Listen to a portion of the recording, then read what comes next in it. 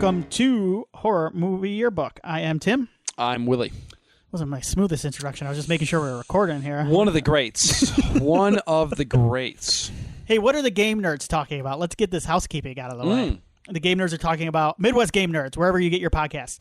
Nintendo Switch 2, News, Assassin's Creed Shadows, and Suikoden 1 and 2? Suikoden? Okay. I think. 1 and 2 remaster. Well, I'm never good at pronouncing things.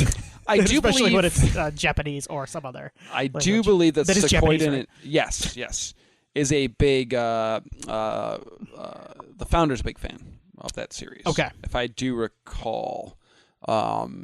Never played them, but I think they're RPGs. Yeah. Yeah. What do you think of this? All right.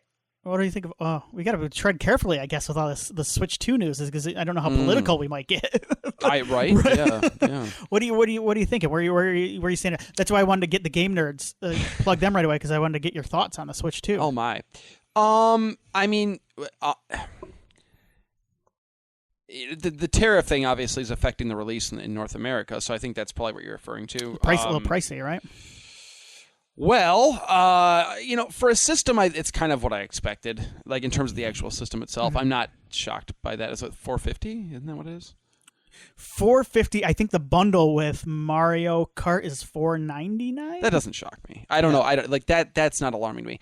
The more alarming thing would be the price of Mario Kart by itself. Yeah, $79 was it? That's a lot of money. I saw a lot of people online going, "Well, the games used to be this expensive." I'm like, "Well, they weren't. They're not anymore." Yeah, this is pricey. We've been at the $60 price point for a long time. Weren't Switch 50? No, Switch got 60. 62. Yeah. Okay. I think some games. I'm not talking about like collector's editions or any of that like steelbook stuff and all that. Some games have jumped to 70, if I'm not mistaken. Some of those EA games, like the Maddens and stuff, yes. You get those collector's editions are like $100. Sure, yeah. sure. But even base games, I think some have jumped to 70, and I'm not I don't buy a lot of games. Yeah. I'm kind of a lapsed gamer, and where I buy like stuff that's been out for a bit. Yeah, I don't tend to buy the new stuff. Yeah. But 80, man, that's rich.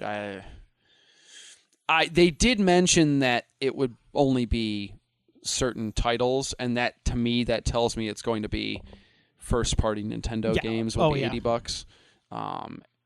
If you want to buy, the new Call of Duty for Switch 2, it probably won't be $80. I think it'll be closer to where we're at now. I could be wrong. I don't know. But right now it sounds like you wonder how much of that is dipping the toes in to see if people will buy these at that price point too. Yeah. I mean, let's be honest. And I'm not getting political. It's just economics. Economy-wise, like everything's more expensive right now. So I don't like looking at my basement. You would think I buy action figures all the time. I don't. But like the action figure market's a mess right now. Is it? It's not good. Yeah. Lots of smaller toy companies that were headlines that they were coming out with. I've completely shut down operations. Is this due to the tariffs? Yes. Okay. They can't possibly make money. Makes sense. Yeah. So, and those companies that are big on the bigger companies are figures are going up. So I don't know. I mean, it's tough because it's a bummer because obviously none of this stuff is. The more important thing is the price of like necessary goods and services, right? Like things that keep you alive. So that I'm not trying to say that action figures and video games are more important than that because they're not. But I'll say this: when you remove people's ability to enjoy their hobbies and find escapes from and interact with other people who enjoy things they love, yes. and find escapes from and this is a film podcast. This is essentially a horror film podcast. So,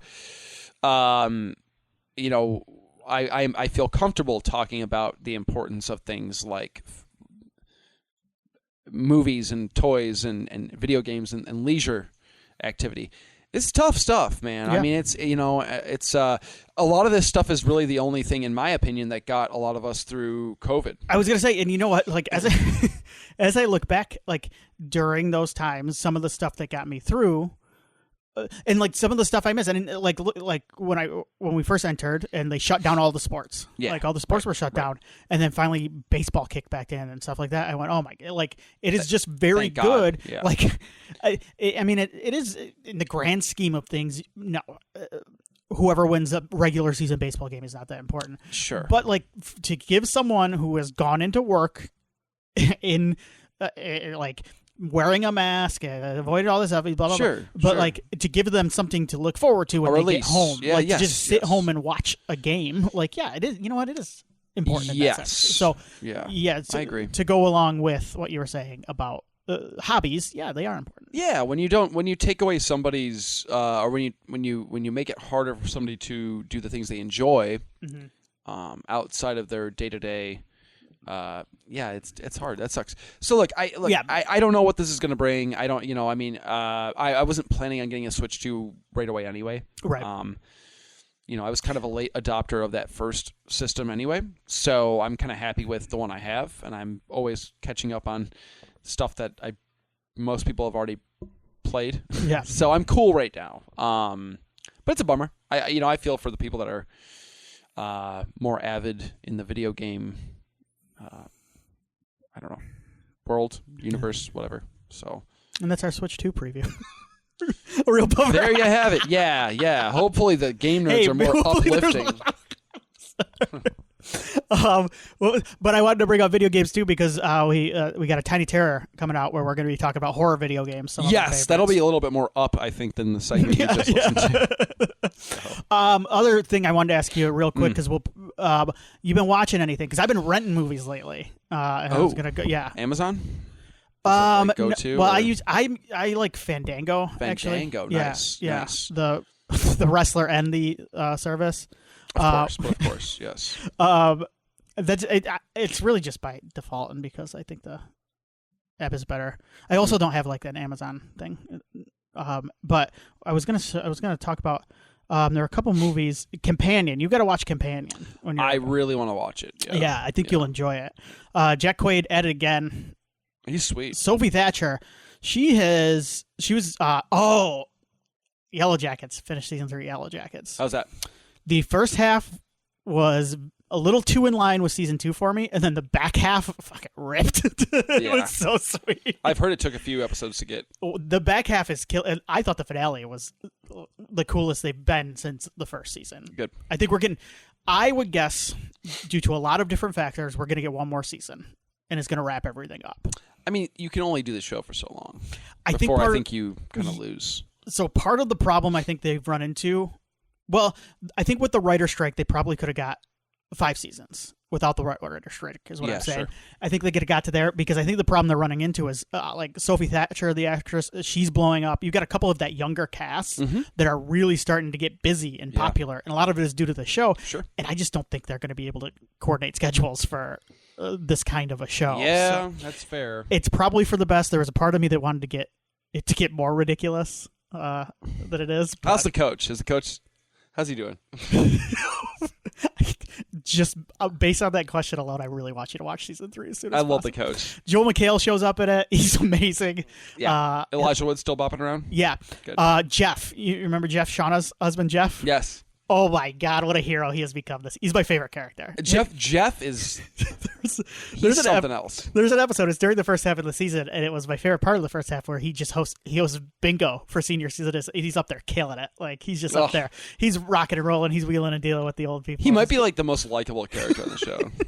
Yeah, he and his daughter. Misty's always cool. Yeah.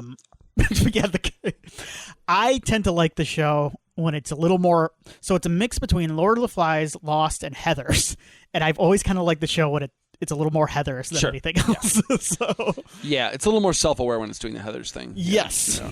Yep. And then I watched a new Samara Weaving movie called Borderline as well. I rented that. This is directed by her husband. She produced it. Mm-hmm. It's based on the Madonna stalker case, although inspired by it. It's a riff on it. Yeah. She's not playing Madonna. She's playing a pop star in the 90s. Samara Weaving, a real scream queen. It hit me like she's always good. Like she's good in everything I've seen her in. She's good in this. The movie I think probably falls apart in the back half, but like it's kind of a dark comedy. Mileage may vary. I actually really enjoyed it. But then I read a couple of reviews of people I usually agree with, and like they're like, this grated on me like crazy. Like it was very grating, and it is. Jack Nicholson's Nepo Baby kid is in it. Nice. He's also in Smile too. Nice. He's good. You know, the Nepo babies aren't always bad. Well, I was just going to say, Jack Quaid is kind of a scream queen. Yeah. He's done a lot of good horror stuff. Yes. He's very good. Oh, and Guillermo is also in... Guillermo from What We Do in the Shadows is always in... Oh, I think you were going to say Guillermo del Toro, wasn't it? No, I don't think so. Whoa. My goodness. So, of the three things I talked about there, I would put Companion at the top of the list. Okay. Yeah, it looks great. Yeah. Okay. You been watching anything? Yeah, well, it's funny you mentioned Guillermo. We finished What We Do in the Shadows. We are done. What'd you think? I loved it. I thought that I'll be honest, the season previous, I was still enjoying it, but I was going, okay, like I think I'm ready. Yeah. I'm kind of ready to say goodbye because I didn't want it to like outlive its outstay its welcome, I guess. And this season kind of, by the time it was done, I was like, I want more. Yeah. So that's good. I was this the season with the March Madness? Yeah. Yes, I think so. where the neighbor gets afflicted with the March Madness. Yes, it was. The neighbor. What's his name? God, I always forget. I can't remember. He's great. No, I really. It was a great season. Tons of fun. Nice send off for the characters. Happy it went out on a high note. Definitely one of those shows I will go back to multiple times throughout the course of, my life. I will rewatch that show because it's so funny. Mm-hmm. And the jokes almost always land. So, like it's funny too that like that's a show where I'm usually pretty good about. You call it an ensemble. That's an ensemble. Yeah, I would say so. Yeah. Yeah. Mm-hmm. With ensembles, I'm pretty good at being able to pick like a favorite character or two. I can't do it with that show. Like, I love all of them. They're all so great. I was going to say, I don't even have, like, a least favorite. Like, no. So a lot of times I'll find, like, one character I'm like, I love all of them. Yeah. Great. Yeah, they're fantastic. So I really, really, we both really enjoyed that last season. And, sad to see, like, the end of two shows that we've been, like, kind of two of our shows we've watched together since, like, from beginning to end. Yeah. We finished Cobra Kai, and then like right afterwards it was What We Do in the Shadows. I was like, man, like damn, like two of our shows are done. I know, yeah. It's a weird feeling. Amy and I had that recently too with a couple of shows. Star Trek, the Discovery. Yeah. Finished up, and there was another one where it finished up too. You're like, damn, like that sucks. Yeah, like we got no more. Yeah. And then you struggle for a little bit to like find something else that it happens, but it's a struggle. So I guess it. Yawn in the microphone. It's been a week. I was at the hospital for. God, we left at 8 a.m. yesterday. Got back after 4 p.m. Oh, really? It's a long day. Should I ask you what happened? No, we're good. Everybody's good. Okay, I did not know. I did not know this. No, I had a. I had my hemophilia clinic. I have to do it once a year. Where you go in and get like the full barrage. Oh, okay. And it's a process, It's like they send in one person, another person. It's like when you have a kid. Like it's like how all these fucking people coming in. And then we scheduled Josie's for the same day because she has hemophilia too. Mm-hmm. And so mine was first, hers was second. But boy, it was a doozy. Yeah. Gotcha. So, okay. We had so lunch. It wasn't like No, it wasn't an emergency. We had lunch in the University of Michigan cafeteria. Okay. They had some nice food options. So that was good. Mm-hmm. Was good. Zingerman's? No. My favorite Marvel superhero is Zingerman. Zingerman. They had some nice options though. They had there was burger place you could go to, a little Tex-Mex action. Oh, nice. It's different places. Yeah, nice. Big campus, so it's like Oh, was it on campus? Well, I mean, it's on the hospital campus, right? Okay. So it's still a campus. Yeah, it's just I see what you're saying. Oh, yeah. We're okay. Yeah. Do you know what I'm saying? Like, yeah. So, yeah, it was good. Good. Well, I'm glad everything okay. But I'm tired. Felt so like if a real I yawn, shitty friend there for about 10 seconds before you. If I yawn a lot, like I'm about to do, you know why. Let's get you excited here. Let's hop in this time machine. We'll get out of 2025. Sorry about that. All right. You got a time machine noise for me? We're headed back to when? 1967? Yeah, so technically 1967. I'll get into what I mean by technically there. Sure. Spider Baby. Yeah, so it'd be 1967. I was trying to find the exact date, but we just go back to 1967. It's probably playing somewhere. Time machine sound. I'm going to do some Wayne's World. Yes. Here we go. So we are back December 24th, Christmas Eve, 1967. All right, so that gives me an idea. Oh, my. Christmas toys in 1967. Oh, my goodness. Let's find out. What a release date for this film. Let's see if we can find what people were buying. Here's a Sears Christmas book from 1967. And yeah, I'm not surprised. It's just a bunch of really creepy little dolls. That seems to be... Which, yeah. Mostly... Might have inspired some of this film. Who knows? Yeah, look at that. Oh, so a kiddie clubhouse. A lot of like little dolls that seemed to be big. Toys were pretty straightforward back then. There wasn't we didn't get a lot of the toy franchises until like what? Probably I don't know, mid-70s? Here we go, though. All right. I have 12 toys Mattel wanted you to buy for your kids in 1967. All right, Mattel, big name, yep. Talking Mrs. Beasley from the popular Family Affair television show. Ooh, the Family Affair. She said 10 phrases. Like, would you like to try my glasses? What? Boring fucking toy. Mattel, O-Phone, and Snoopy in the box. Okay, so it's like a little phone, like a little rotary phone. Very nice. And then Snoopy is like a Jack in the Box with Snoopy. Why not? I like Snoopy. Any of the 40... Oh, so like there are 40 personalities you could talk to on this phone. Oh, my. Yeah. A See and Say. You remember See and Say? Like the little... See and Say classic. Yep. Yeah. Josie had one, I think. Did you? Yeah. Why doesn't have one? Yeah, he had like other things where like you hit them and they said like... Oh, creepy crawlers. In 67? Yeah, I'm looking at it right now. Thing makers mold genuine plastic goop into many shapes. New Fright Factory makes fangs, scars, claws to wear. New Fun Flowers makes all kind of bugs.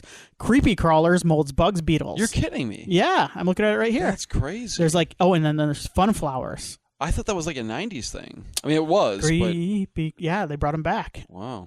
Major Matt Mason space toys. This sounds like a boy's adventure toy with a doll, like a boy doll. Yeah, like this is big with the space race going on around this time. Yeah.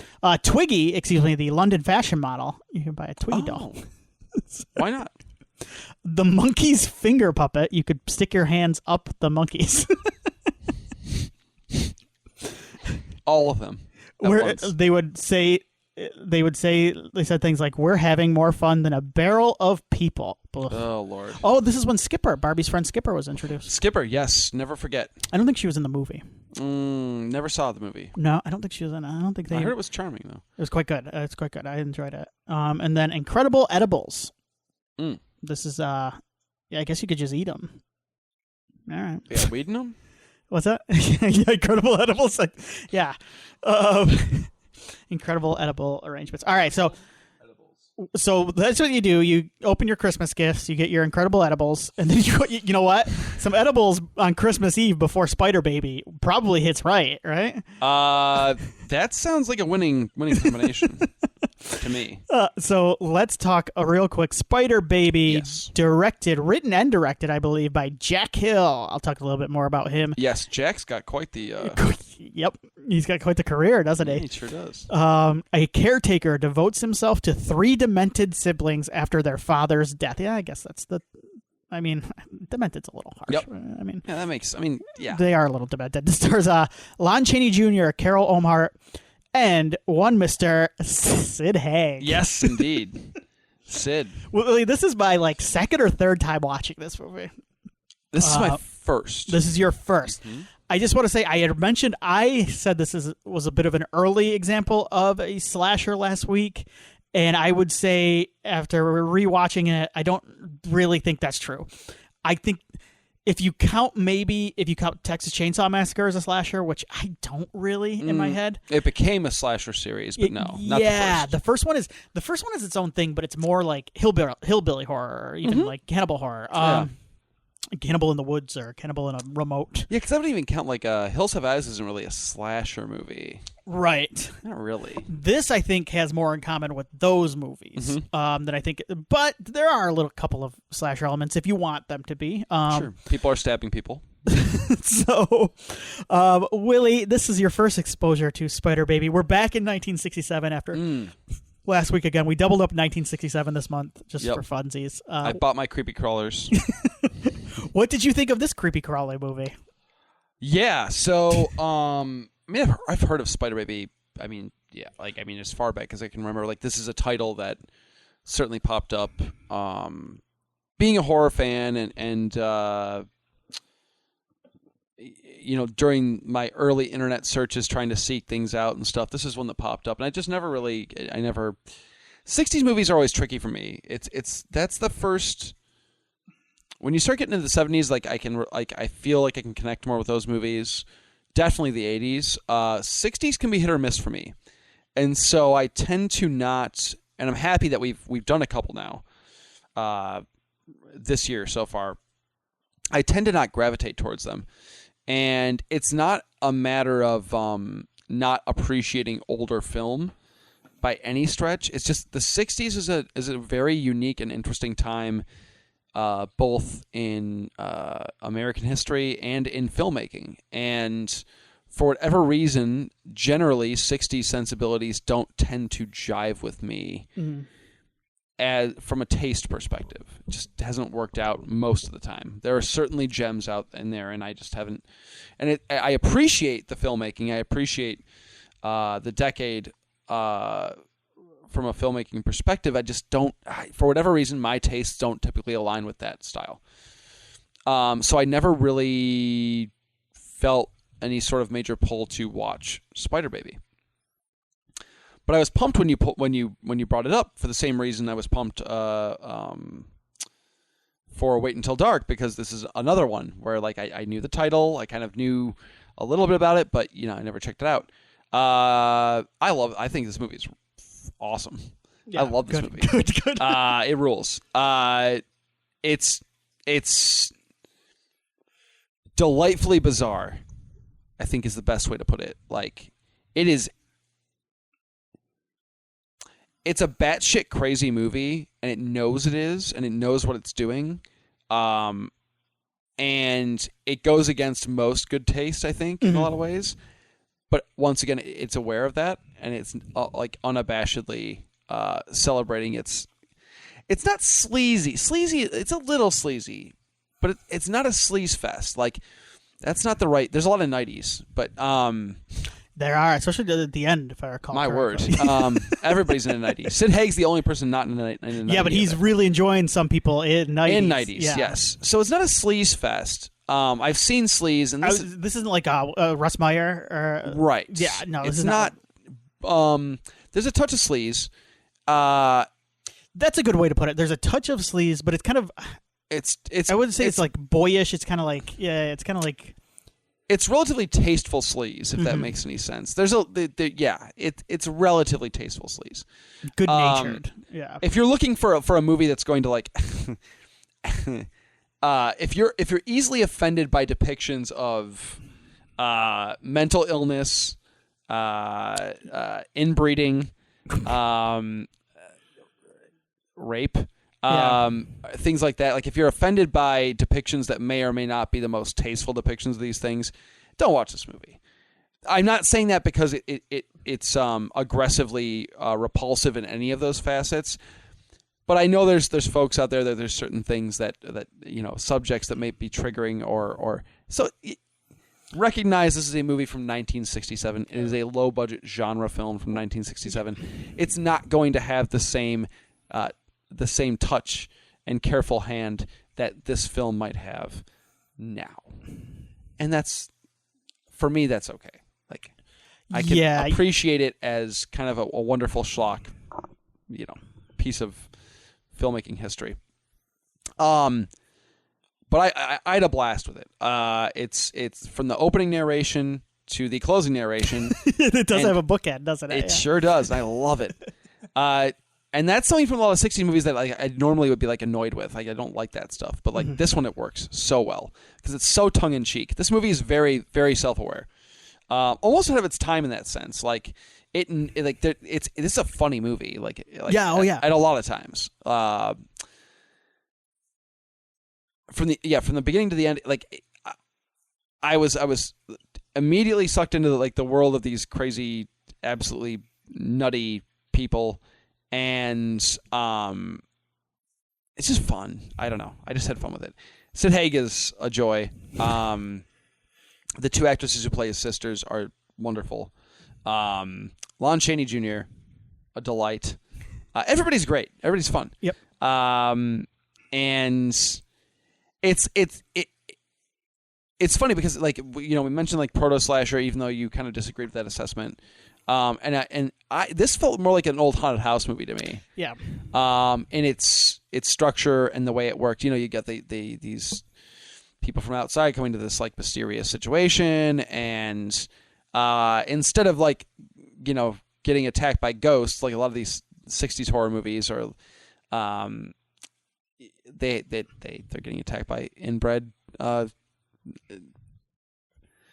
psychos. So it's I had a great time with it. I don't know. There's not a lot of plot here, so it's tough to break that down, but yeah, I really enjoyed it. I do think there's a lot of people out there listening that probably have not seen this movie. I could be totally wrong. Yeah. I'm not the most well-versed. I'm not going to pretend to be the most well-versed in anything. But it is an old. I haven't seen it. I haven't seen it, so yeah. No, I'm going because I don't know. Like, part of me, it is an old. Like, it's an old movie now. This thing is what, 60 years old at this point. Which is because when it was made, it was 65. So yeah, I do think there's a generation out there that maybe this may be like super old to them. Like, because I'm trying to think. So when I was a kid, this would have been like a movie made in the 1930s. Yeah, that makes sense. It's old to me. And this isn't like one of the classics. This is kind of just like, this is kind of like an interesting curiosity in a lot of ways. This is not Night of the Living Dead. Which came out a year later. Yeah. This is a cult film. Yes. Yeah. So. A pretty early example. Yeah. Well, yeah. I think a relatively early example of like a full-on cult movie. Yeah. Okay, my turn. Yes. My turn here. Yeah. So this is like the second or third time I've watched it. I've watched it a few times. Yeah, I just get a kick out of it. It's like, so it is very much in line with like in some of the stuff that was coming out around the 60s, and not just horror related. But when I think of what I'm comparing this to, not even movie wise, I'm thinking of stuff like The Addams Family and The Munsters. When I was watching this, I was like, this. If The Addams Family was an actual horror, like full on horror, that's this movie. Yeah, but like there is that comedy element to it as well. And that's there's a campiness to it. Like it's playing it up. It's not hiding a lot of the corniness. This is what it is. It's the other thing that runs through my mind, and because you mentioned it, it knows it's being funny, and I always people who made fun of the old Batman show. I always kind of they were going for comedy here, right? Like, this is a legitimately funny show. It's making fun of the characters, like it's making fun of Batman and Robin in some ways, but it's also using it to tell really to make really campy and silly jokes. That's what this movie is doing too. It's very much in that era of like 60s camp. Side note real quick, because you just mentioned the Adam West show. Are you aware Burt Ward showed up as Robin in the Arrowverse? Because Nikki watched all of Arrow just recently. Yeah. The whole thing. And Burt Ward shows up briefly. Is it the Crisis on Infinite Yes. Earths episode? I'd heard it sounded super fun, honestly. I saw bits and pieces, and it was a blast. Yeah. Like, I was kind of like, this is sweet. Yeah. You have to watch 17 shows to get I'm going to be honest but... with you. It sounded a lot more fun, though, than what they did in the movie universe when they did that. Yes. Yeah. Agreed. The yes. Chrono Bowl from Flash, for all the Flash fans out there. Oh, my goodness. But yeah, this was I should mention it was Spider Baby or the maddest story ever told. Love that. It's very subtitle. 60s title. Yeah. So it influenced, you can see the influences. I'm glad you mentioned the haunted house movies. Yeah, very, very much so. It very much acts like a bridge between a couple of the movies we talked about too. Texas Chainsaw Massacre, and I would say The Hills Have Eyes too. You can see the DNA in there. Yeah. But you can also see movies like Todd Browning's Freaks in this movie, and The Old Dark House. A lot of those classic monster movies are in this movie, including, Lon Chaney Jr., who obviously has a tie back. A lot of the William Castle stuff. Yes. Yeah. Yeah, you can see that in here as well. So then it does have a killer theme song that says, what's my favorite line from the Spider Baby theme song at the beginning? I think it's, sit around the fire with a cup of brew, a fiend and a werewolf on each side of you. This cannibal orgy is strange to behold and the maddest story ever told. So it lets you know right away. It's good. Yeah.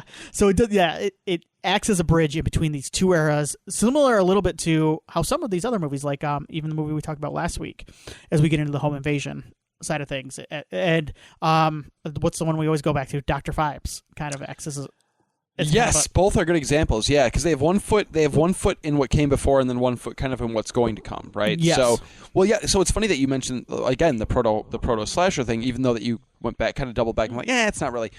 This is very proto-70s. Like, right. Obviously, like, yes, it's towards the end of the 60s, so duh. But also, I think that's still fair because it does feel like the genesis of a lot of things like Chainsaw, Hills Have Eyes.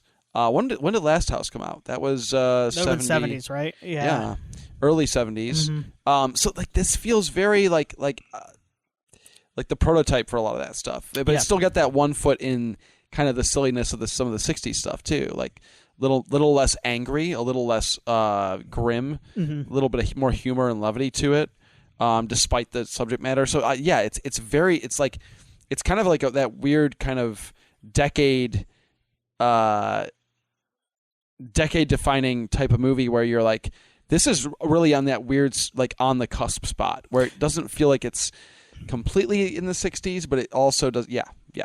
The other influence I think you can see in as far as a modern filmmaker, and it's not so much. It's Rob Zombie. White Zombie did a song called Spider Baby, yeah, which is the most yes. which is the most Rob Zombie title of anything sure ever. Is. But I think you can see the influence of this in all of a lot of his early movies, I should say. I mean, this is House of a Thousand Corpses. House of a Thousand Corpses, especially. Spot on. Yeah, but Devil's Rejects as well. And I mean, a lot of it is Texas Chainsaw Massacre too. But then this is a lot like that. But agreed. Yeah. A lot of the campiness, a lot of the corniness that goes along with a lot of those, because those early White Zombie and Rob Zombie songs too. He probably still does. I haven't listened to any of his recent albums, but he brought a lot of clips from these old movies and stuff. Older horror films. Yeah. All right. Anything else you want to dive deeper into? I've got a couple of notes here. I guess I did have some notes on some of like the you can see a little bit. It is kind of a dark comedy. I think the main thing I want to talk about is how it compares to Texas Chainsaw Massacre. Is what I'm sure.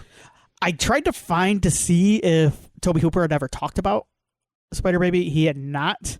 I do think the similarities though are pretty in your face at times. Like you can see the killer families. The Sawyer family and Texas Chainsaw Massacre, and is it the Mary family? Is that how it's pronounced? It's spelled odd, but it's the Mary family. Yeah. Yep. I would say that I think these ones are a little more sympathetic. The Mary family and Spider Baby. Well, yeah, so it's an affliction, right? So Right. it's they very much establish, like, in that opening narration, that this is no fault of their own. That, like, essentially they are afflicted by this this degenerative illness that was passed down through years of inbreeding, and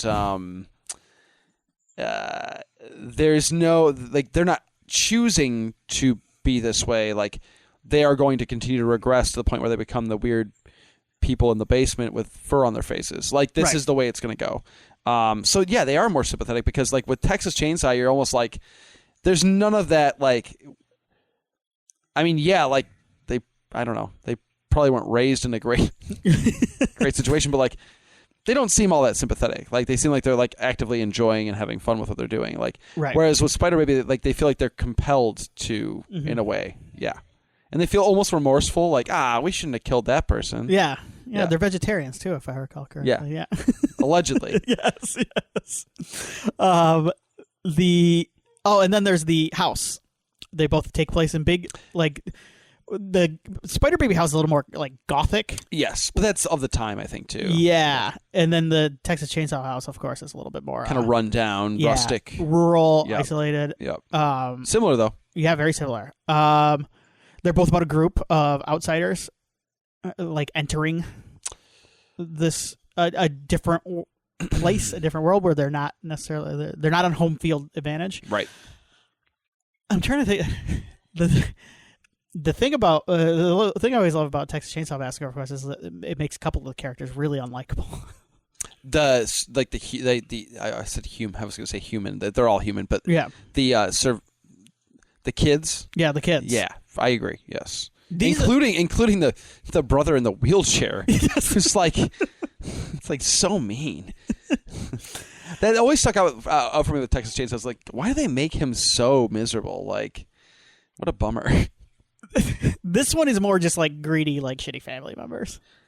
Yeah, kind of like conniving and, like, scheming. Yeah. And yeah. Like, you can, yeah. They're kind of fun. They're kind of fun to watch, right? Because they're kind of, like, sniveling, like, uppity, Richie Rich type folks, right? So it's fun to watch them kind of snivel and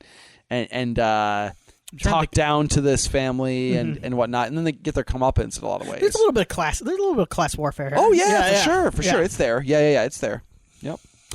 But yeah, those are some of the. I mean, there are a lot of similarity. Those are the main similarities. I thought. I guess there's kind of a final girl in this, in Anne.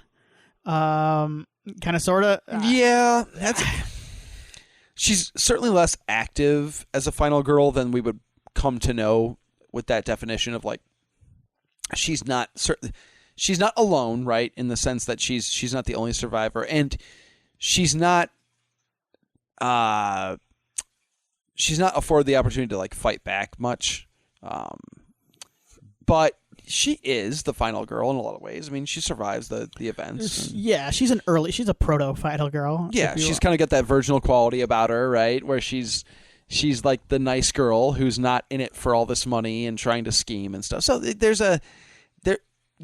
is certainly a quality there that would be passed down to future, more traditional final girls.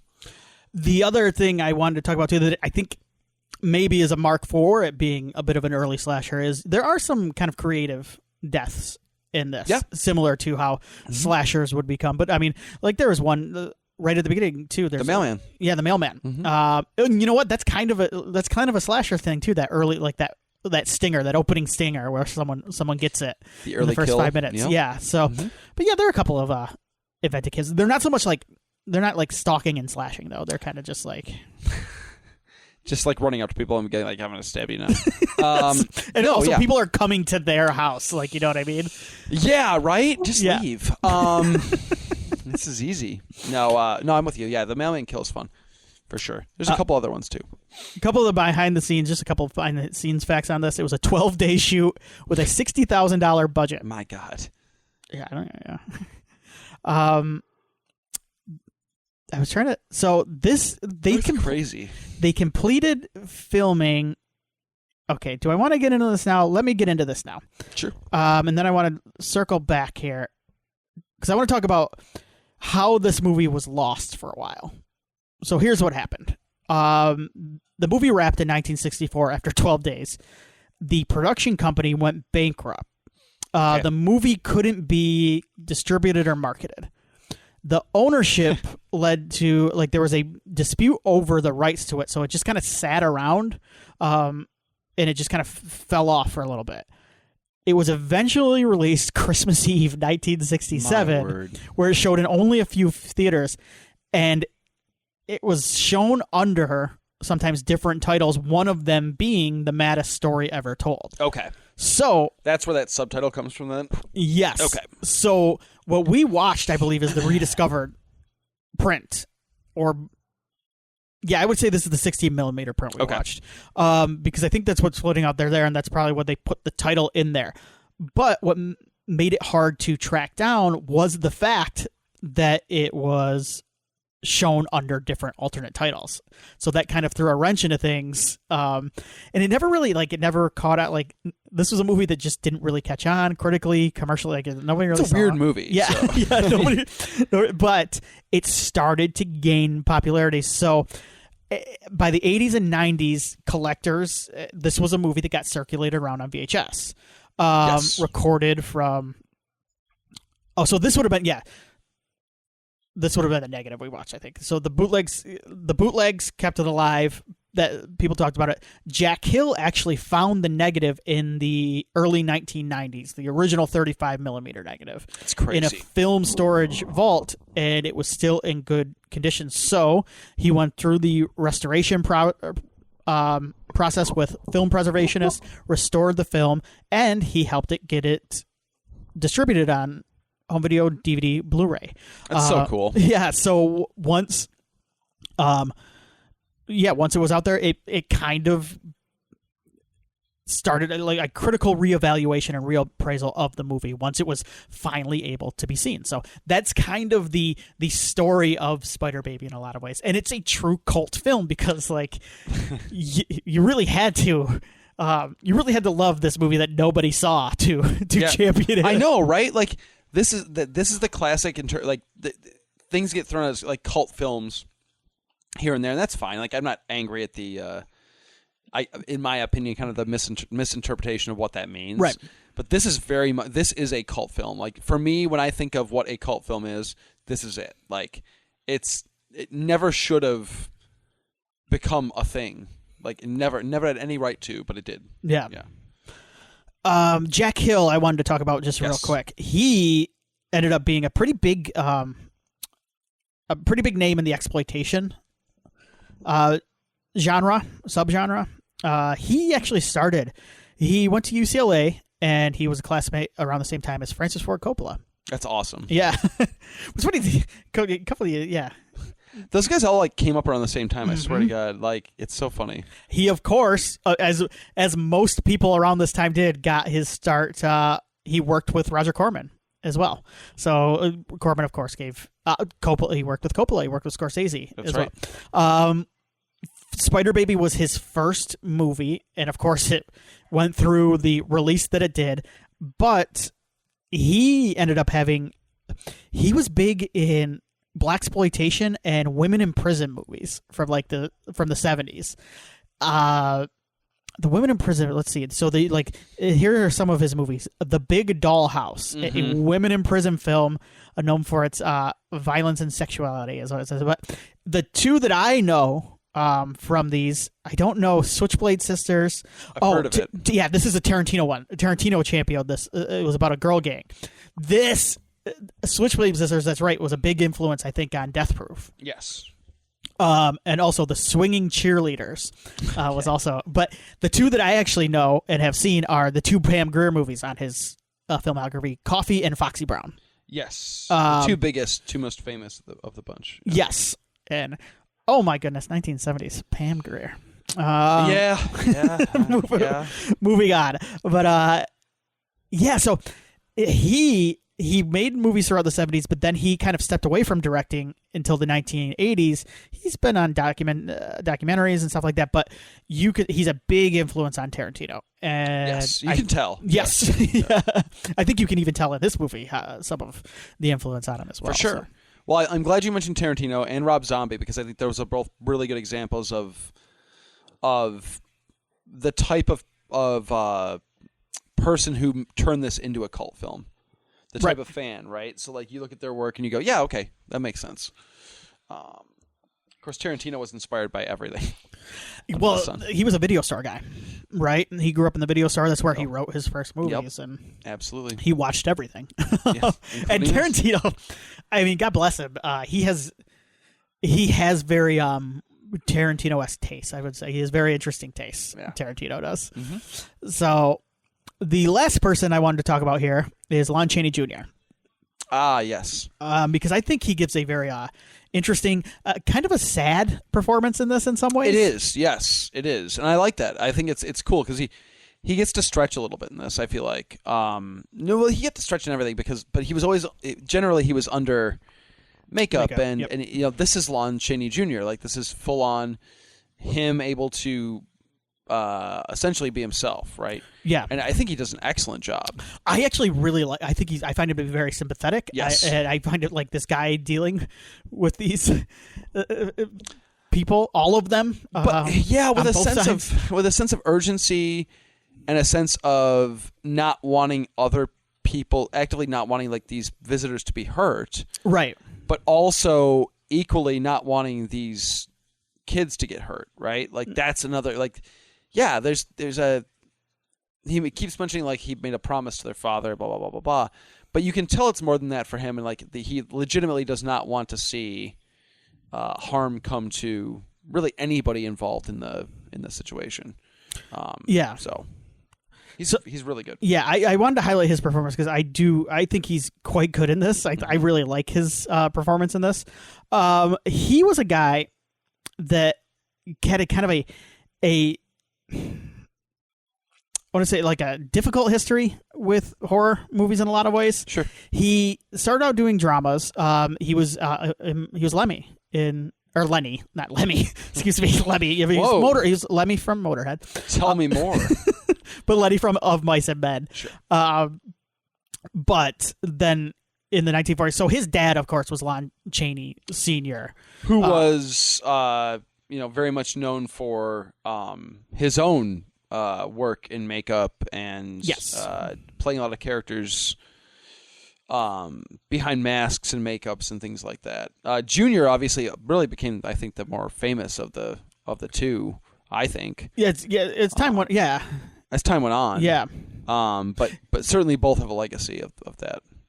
Yeah, so then Senior was, I mean, he was Phantom of the Opera, Hunchback of Notre Dame, London After Midnight. Phantom of the Opera just turned 100 years old, actually. Isn't that crazy? Yeah, Joe Bob showed it a couple weeks ago. And it made me so happy. So cool. I kind of like when Joe Bob is able to like flex a little bit with older, like super old movies like that. Yes, it's cool. And it's not his usual wheelhouse, right? I feel like. But he's very knowledgeable, and it was actually one of my favorite episodes of that program. Right. But yeah, so he started as a Wolfman and it became a hit, and then he got kind of typecast in that role. And like he even said, like, I did a picture called Of Mice and Men that I'm very proud of. After that, I was supposed to be an actor, but all they wanted me to do was put on more makeup and grunt. So yeah, he was frustrated, but he was also a professional. There's some behind the scenes stories from this movie where during one of the scenes, like, everybody broke down and cried. He was so good in it. And like Sid Haig talks about how intimidated he was, but also how Chaney was so kind and nice to him. That ended up really putting him at ease, because this was an early Sid Haig role too. Really, yeah. So anyway, I just wanted to mention that, talk a little bit about that, but it was kind of a complicated history with him because his father was such an icon too at that time. So yeah, and I guess I take it back. Like, I guess Lon Chaney was the bigger of the two in terms of like impact, but I mean, I don't think we can take away from Lon Chaney Jr. the fact that he was a very important piece of that early. Yeah, I get what you're saying though, because when I was a kid, I knew Like, I knew the Wolfman. That's and what I always knew think of Lon when I think Chaney of- Jr. yes. was the Wolfman. So, like, that's Lon Chaney. Like, it wasn't until later when I learned about Lon Chaney Sr. and, like, the impact he had. But you're right. No, to me, Lon Chaney Jr. was the famous one. He was the guy. yeah. I wasn't watching 1920 silent movies. Like, I don't know this guy. I was watching the Wolfman. Exactly. Yep. Yeah, so man, cool. he's great though. He really is. I'm happy to see that he was able to, it sounds like he was. I think a lot of those guys. I mean, it's funny because you look at, like, I think a really nice comparison to what you just described with Lon Chaney Jr. is Robert Englund. Yeah. And he gets a lot of crap sometimes. A lot of ha-has because he's, always talking about Shakespeare and serious acting and stuff. But you can tell he's a guy who probably wanted to do more than what he was allowed based on one performance. Mm-hmm. And I like Robert Englund a lot. I'm not, that's not me. Yes, he's one of the most iconic, played one of the most iconic characters in film history, really, when you really think about it, even beyond horror. But I'm sure there's a part of him that has to be occasionally think, what if, right? Right. Which it's a blessing and a curse, I guess. I don't know. When you're dominated by a certain type of role or a specific role, I think it's got to be a tough one to. I know I think there was a documentary I think I watched about Robert Englund that came out a few years back now, but he touches on that a little bit too. Karloff was the same way. Karloff had a lot of the Karloff, yep. Lugosi had a lot of things going on. There was different stuff going on there. But I mean, okay, so like a good example too is James Bond, right? Mm-hmm. Connery was able to break through and do other stuff. Right. But I think it was because he broke away from Bond consciously. Like he actively decided, I'm not doing that anymore. But then you look at like a Roger Moore, and what did Roger Moore really do? Outside of that, nothing that's stuck nothing to that. Yeah. Right, exactly. I'm not dissing Roger Moore, but again, you better not be. Or even no, I love Roger Moore. Or even Timothy Dalton, he's done some stuff since, which is awesome. Mm-hmm. But like for a long time there, he was just kind of, Bond. Brosnan was able to branch out, which is nice. Yeah, and Brosnan, he had a bit of a career before, and Brosnan's had a nice career. He's had a really, I think he's really had an cool interesting. Career. Yeah. Craig was kind of on the come up before Bond, right? He's kind of disappeared. I don't know what's going on with Craig. But I think Bond is a good example of that, though, right? Like Craig's done the Knives Out movie recently. Recently. He worked with what's his name, Luca Guadagnino. Yeah, he's done stuff. He has done stuff, but yeah. Anyway, but just as an example, that I think though, like when you look at like Connery versus Roger Moore, like you can kind of get pigeonholed where like that's what you're known for, or you're able to, and sometimes it's like a decision you make, or sometimes it's like luck of the draw. You just I don't know. It's you got to wonder. It's almost like the George Reeves. You ever see the Ben Affleck movie like that? Yeah, exactly. Yeah. That's a pretty good example of that too. That just popped. Yeah, but no, it's funny because it's like when you look at it from on a scale of kind of not from like an acting or like a movie star perspective. When you look at it just from like a 9 to 5 scale, it's that almost you get comfortable and you're getting comfortable in a certain thing, and you're getting paid, so you like kind of just stay there. Yeah. Or maybe you take a chance. It could blow up in your face, or it could not. So it's interesting. Like it's the same for I think for actors. For actors, that's why. I mean, that's why the Supernatural boys were on for 15 seasons. Because why not? Nothing wrong with that. Yeah. Why throw the gamble out there with Yeah. Mm-hmm. All right. Anything else about Spider Baby? No, I really enjoyed it. Like, check it out. You should watch it. Honestly, it's free all over the place. Too. Yes. Jill Banner plays one of the sisters. Okay. I think I have a crush on her. I think. All right. She's kind of psycho hot in this. I like that. Yeah. I like that. Yeah. She's running around in an ID and she wants to stab people. I like you. I think I'm into you. Sadly, she passed away in '82. Oh, well. Yeah. Kind of. Well, it's an old movie. I mean, so Sid Haig passed away too, right? Oh, she passed away in 82. I was just saying... Not at 82. Oh, no, I think Sid Haig passed away at 82. like, probably. Okay. He was up there. 2019, so right before COVID. It's been a few years. Yep, not too long back. I thought he had it. Saw Sid a few times. Never met him. Never had the pleasure, but saw him at a number of conventions I've been to. And he would work with Jack Hill. I forgot he was in the Foxy Brown Egg Coffee. Was Black Mama White Mama? No, that's not. But he had a number of. He would always have a big line of fans at these cons, and he was always happy and greeting and seemed very into it. So that's awesome. I forgot Sid Haig is in Jackie Brown. That's right. Yeah, there you Me go. too. There goes another Quentin Tarantino. There you have it. Love that movie. What's the Tarantino movie we could get away with doing on here? I don't think there is. I think we could get away with Hateful Eight. We could get away. Oh God. That reaction was weird. I'm sorry. That's a very excited reaction because I adore that movie. Death Proof is the obvious one. Yeah. That's the closest to full-on horror. And I would like to revisit Death Proof, actually. Let me put that on the docket. I was not a big fan upon release. I like Death Proof a lot, actually. Okay. I did not. Yeah. But maybe we should do both someday. Grindhouse? Yeah. Because I like Planet Terror way more. Did you? Okay. But I have a strong feeling, just kind of knowing me and remembering what I do of those movies, that I would feel the opposite revisiting the two. Yeah, I'm kind of a I've always been more of a Death Proof guy. I really like Death Proof, actually. Okay. I would be down for that, but I love The Hateful Eight. Yeah, me too. That's my favorite Tarantino movie, which is insane because Reservoir Dogs was for years was a top 10 of mine. Like that was like one. I still love Reservoir Dogs, but that's kind of.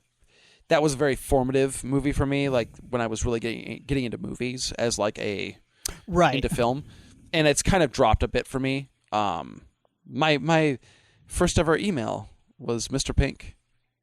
Oh really? Yeah. Mr. Pink. I won't give the full email away because I think it's still active technically. Okay, sorry. Yes, but Mr. Pink. We need enough spam. Yeah. And then I do believe that I have a couple of logins for things that I use that I still have to use. Mr. Pink? Yeah. That's how I am with Chamber from the X-Men. Yeah? You have the same deal. Why do we give it away? Well, yeah. There's not enough details on here. Yeah.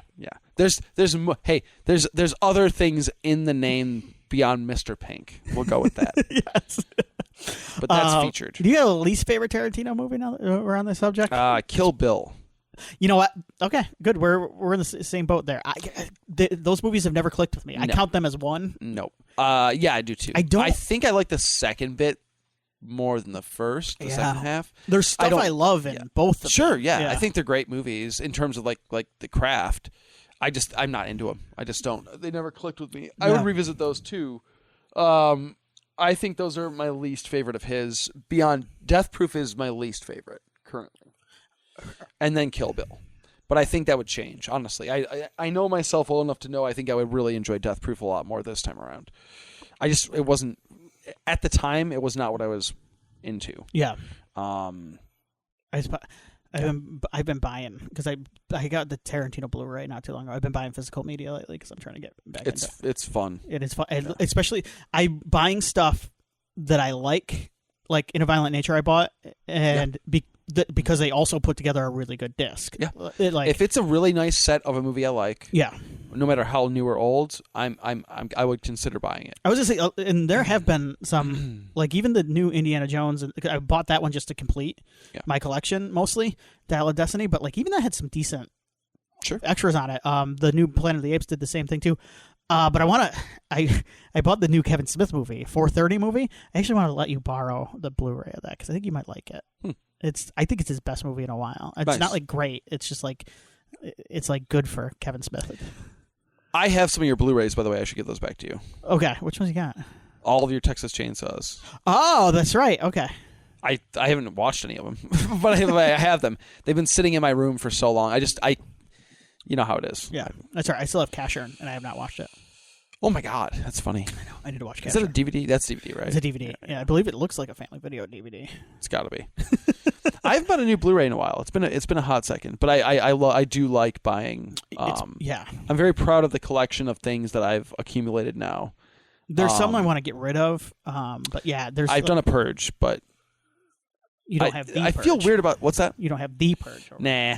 I feel weird about the Marvel movies because I was really into collecting all the Marvel cinematic things, and now I kind of stopped because I'm like there's so many of them. There's so many, and they're all on Disney Plus. Yeah, if I really want to watch them, I'll just get Disney Plus for a month and plow through them. Yeah, and I feel icky about that because I like physical media. But the thing, all the special features are on Disney Plus. Disney does a pretty decent job of uploading special features for those movies. Yeah, they put on a making of documentary for every single thing they do. It's. I guess the thing with the Disney movies and the Star Wars movies, everything right. The Marvel movies are going to be on there all the time. You don't They're not necessarily going anywhere. No, you don't necessarily know Planet of the Apes, the new Planet of the Apes. You don't know that's going to be on. No, but the Marvel stuff's never going anywhere. It's always going to be if you want to watch them. So I kind of go, do I want to keep buying those? Right. And then they made it the shows they weren't putting out on Blu-ray for a while. Yeah, and I was like, that felt incomplete because I wasn't getting. And the shows weren't that some of the shows weren't that good. And I'm like, do I want to buy that just for completion's sake? That seems like a.